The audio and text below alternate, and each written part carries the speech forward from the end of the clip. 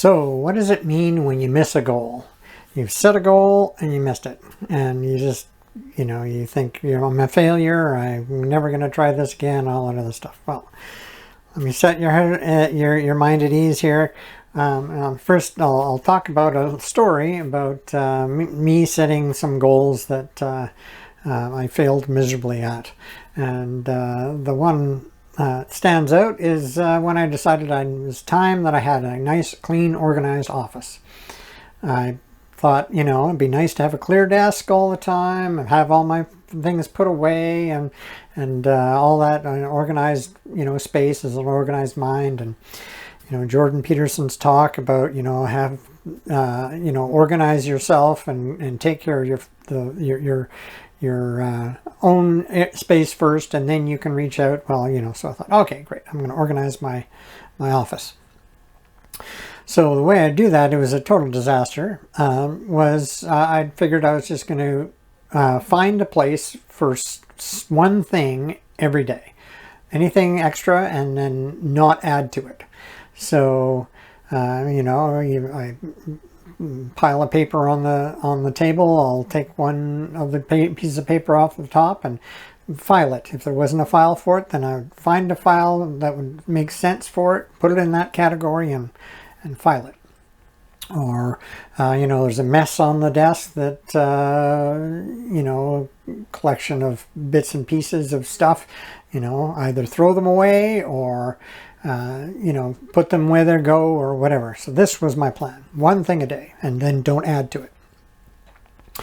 Well, 6 months later, my desk looks much the same. There's still stuff all over the place, and I've got to admit to myself that my habit of putting one thing away and not adding to it has not worked out all that well. Okay, and so the moral of the story is that is one of the reasons why people fail. There's mainly two reasons why you miss a goal. There's lots of people who say, oh, there's lots of reasons, you did this, you did that, blah, blah, blah. They all boil down to two things. First thing is, you don't really care about it. I really didn't care about having a super clean office. Yes, I like having organized space, but it wasn't a high priority for me. The higher priority was to do the writing that I wanted to do, or creating whatever I wanted to do, or not even sit in my office, but do other things like cook or go out and do some exercise, whatever. The office was not the priority. And so since my office wasn't the priority, I just didn't do it, right? And so I was not motivated to do it because I just didn't have the desire. So when we talk about motivation, there's two things, right? There's the desire, and then there's the belief. And sometimes you just don't have the belief that you can actually put it together. That's part of motivation. So if you don't believe you can actually have a clean office, which is probably what I thought, then you just don't do the necessary steps to actually make it happen.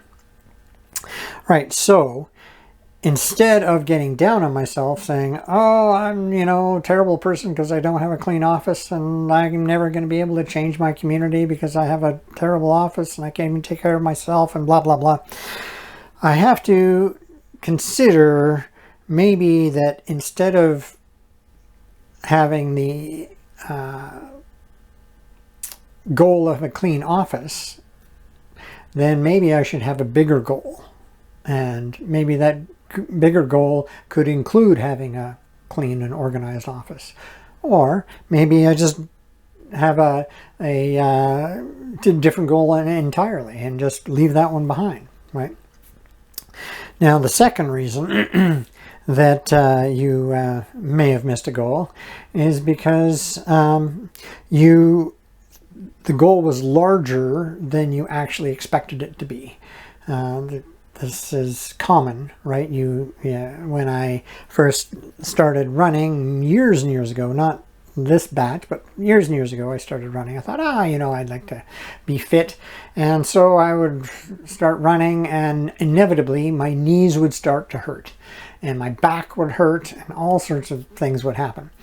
And so I'd quit because I guess running just isn't for me, right? Well, That's not true, because now I'm an avid runner, and I enjoy running. It gives a great mental break for me, and I can think about things and all those different good things about running. It's a great sport to be in. But at the time, I'd missed some habits, right? I didn't have strong knees, so I didn't I get knee injuries. Well, instead, I could have thought, hey, instead of quitting, maybe I should work on my knee strength, my flexibility, my, all the different things, my eating style, whatever it happens to be, so that I can then continue my running habit. I missed some things. I didn't do any warm-ups, or I didn't... these are the things that we have to think about. And so, if when you're missing a goal, it's those two things, right? One, they're just, it's not a high priority for you. A good example of that is your finances. You say, I want to be financially free. That's great. But if you go at any time and spend more than you earn, then you don't want to be financially free. It's not a priority to you compared to the thing you're going to get, right? If you have the money or the credit to spend on something else, and you go ahead and spend it on it rather than save it for your financial security in the future, then it's not a high priority. You're going to miss that goal. And in my case of running, before I learned all the different things I needed to do to be an active runner, I didn't stretch. I didn't build my knee muscles. I didn't, have all the things entailed that makes a good runner. Now, I do all those things. I have strong knees, strong muscles around my different joints. My back doesn't hurt when I'm finished running. And all those things is because of the exercises and the strength I've built up as I've learned how to become a good runner. So, if you miss a goal, first thing is, do you understand everything that the goal was included, right? When you want to achieve something on a regular basis, then you can't just achieve it once and say, hey, there, I'm there. It has to be an identity thing. You have to become, in my case, a runner, or if you want to be financially free, then you have to become a saver, somebody who spends less than they earn. That's just common sense. But if you don't do it, then that's not the goal for you, right? So if you understand the whole process, what you need, then you'll make it. If not, then when you go into, if you failed it once, you didn't hit that goal, then you haven't failed, you just learned that you need to do more. You need to add some habits so that in the future you'll be able to reach that goal. Second thing is, you just don't have the needed skills, right? If you're wanting to be financially free and you don't have the skills of knowing how to balance your checkbook or your bank accounts, then that you're going to find it difficult to be financially free. You're going to have to do all sorts of things with money that you currently don't understand to become financially free. So learn those skills and learn what it takes to actually achieve that goal. And thirdly, like me in my office, maybe you just need to bail, right? This is not the goal I'm interested in. I'm going to find something I am interested in so I can develop those habits, and then maybe I'll revisit it later. And so that's essentially the three things you need to do. You have to understand what you actually need to do. You need to develop the skills, or you need to just bail on it because it's not a high priority. And don't beat yourself up about bailing. It's natural. You give up on things all the time, and it's fine.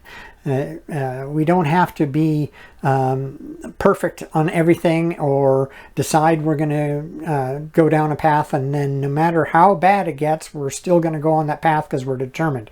Forget it. If you can find something else you'd rather do, and it's going to lead you to semi the same place, or give you happiness in another way, then bail and do the other thing. All right, so which camp are you in? Are you the, I don't really care about this goal, or are you, I need to learn more about this? Well, figure it out and make those decisions, and then move ahead and develop those habits that it takes to achieve your goal.